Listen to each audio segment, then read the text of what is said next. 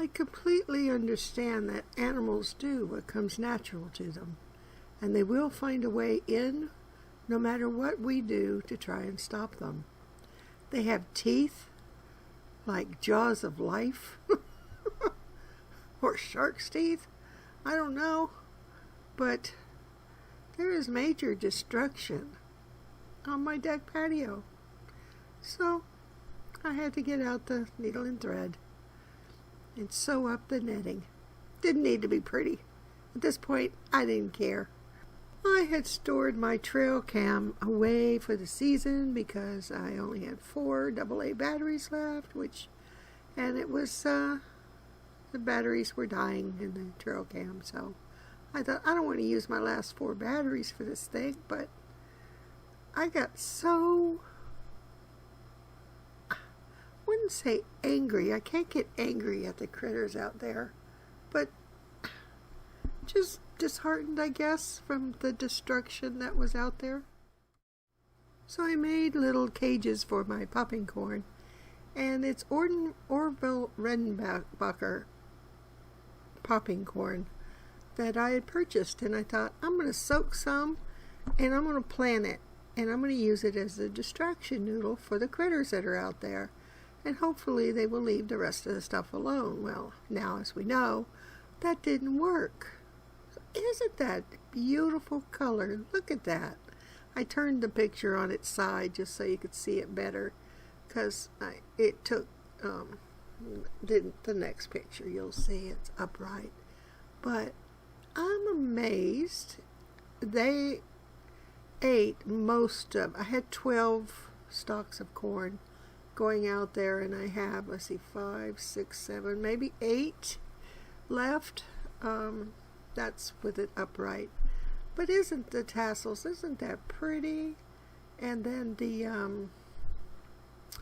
pollen has yet to open up, so that'll be interesting. We've got days and days of rain, so it'll probably wash away the pollen and nothing will get pollinated, but it doesn't matter. I just think that's just beautiful. The tassels, isn't it pretty? Wouldn't it be amazing if I actually got an ear of corn out of that? But so far they're leaving it alone, and I'm going to have to put netting over to keep birds away or whatever. And so we will see about the popping corn, what happens to that. It'll probably get destructed too as soon as I get over,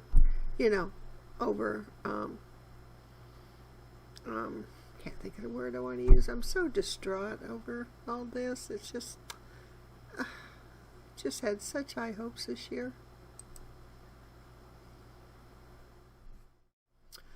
So the multitude of tomatoes, I had about 25 to 28 plants.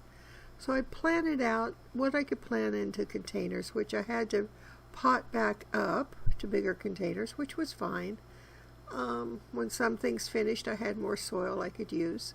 So I potted them up, and I'm happy with the tomatoes that I have out in the yard.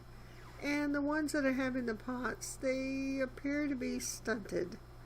They're not growing too well. The thing is, I started them too early in the house back in the wintertime. So I think I wound up with spider mites or something, those little white things.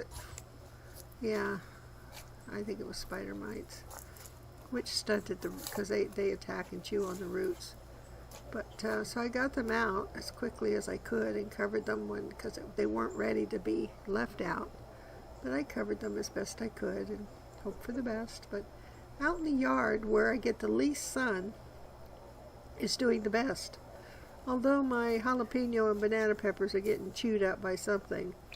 So that's the plant's growing, but the peppers are just getting chewed up, and I don't think I'm going to even wind up with one pepper. That's disappointing too. And this whole year has sort of been disappointing, but I mean, what can you do? I didn't have the cabbage moth butterfly. The rest of my perennial flowers and echinacea and everything is doing the best it's ever done, but you can't eat that. I want those tomatoes, so They are definitely coming in before they go red. I am going to harvest those tomatoes. And so I have high hopes for those. I'm not going to completely give up. And they are sort of shaded from the harsh heat and from the torrential downpours that we sometimes have. Back in March, I had some old seeds, and I found some celery seeds that I had from at least 2015, and they were celery. So I thought, I'm going to plant these. Probably won't grow for me, but I'm going to plant them anyway. And I have a shady area that I could put them in that gets a bit of sun and then a bit of shade. And it's doing fabulous because we haven't had an awful lot of rain on a continual basis, like heavy rain continually, day after day after day. Then the slugs, knock on wood, aren't around too much. So I am actually growing celery, and I've been harvesting the leaves, the top leaves, and because I find the celery leaves have the most flavor. The celery stalks really don't taste like anything. But I'm out there every day giving it water because celery, as you know, loves to drink up that water. And it's growing beautifully. I mean, the things I don't even try or care about are doing wonderfully. The things I really, really want, like those banana peppers and jalapeno peppers, yeah, and daikon radish, yeah, no such luck. So I sowed quite a few squash and zucchini plants, summer squash, different kinds, and only 2 plants survived everything. The spider mites got a hold of those plants and they just withered and died, except for 2. I think I have a summer squash there, and I might actually have some kind of pumpkin next to it in the black container. So we shall see and what's going to happen. And it's starting to vine out, so we'll see what I've got growing. Who knows? And I was just standing there, and I was sort of looking at the leaves with the morning sunlight coming through, and I stuck the camera underneath the squash leaves and took a picture or 2. See the nice pretty blue sky? Yeah. So who knows? I think I still have plenty of time, because once your plants get going, they go fast, you know. And if I have pumpkins, they can take a bit of a frost if they're big enough. But I don't know if they're going to have enough time to get big. They should be hardening off now. They haven't even started growing yet, except for 1 zucchini. I suppose because it was exceptionally cold in May and in June, and I didn't cover those plants up down there. When I put them out, I said, you're on your own, babies. If you're going to live, you're going to live. And so it's a late start, so hopefully we will have a long lead into fall before we get the colder temperatures. We're roughly averaging in the 70s right now. My harvest of Irish cobbler potatoes was small and yet very tasty, and I had 2 separate meals made out of them. I had 1 potato, though, that looked like it wanted to go back in the ground. I didn't chit it. I didn't let it sprout anything. I just harvested my whole thing of potatoes. I took this 1 potato and I put it in the middle of this tote. I put some bone meal in the tote because I had too much nitrogen before when I first did it. And that right there in the center of your screen is the Irish cobbler potato, non-chitted, put back into the tote as soon as it was harvested. And it's growing again.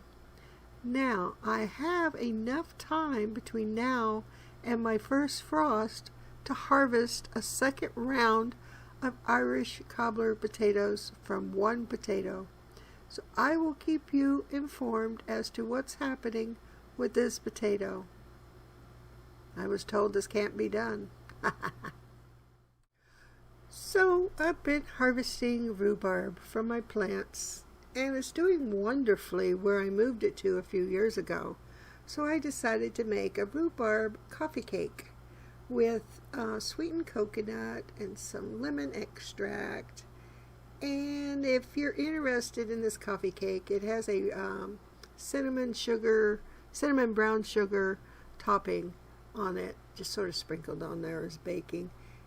Just leave me a comment down below, and I will add it to the description of this video if you're interested in making this. It's very easy to make. I mean, you can make it in your sleep. Really. So the wildness of your August garden, yes, it can be wild, and I'm letting mine go wild.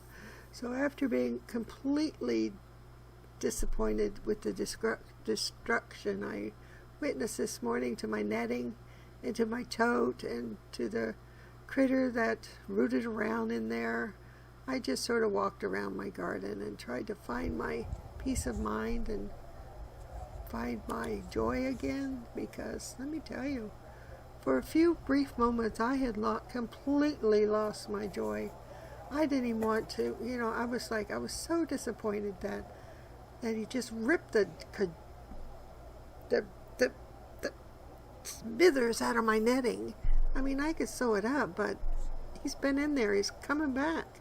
He's just going to shred it again. I know that's coming, but I had to try and find my joy somehow, somewhere out in my garden. So I just stood underneath the canopy of the trees there in the shady spot and just sort of gazed around and took a few deep breaths and tried to remember it isn't all about the harvest, but this year it was. It really was. I keep trying to tell myself it's about the joy of gardening. Yeah, but it's also about the harvest this year. I really, really wanted this produce. And, well, be careful what you wish for, I suppose. You don't always get it, but you get other things that you didn't even think about wishing for. And the beauty of the echinacea will help carry me through today and my disappointments over the destruction and the animals that got into my tote and ate my vegetables.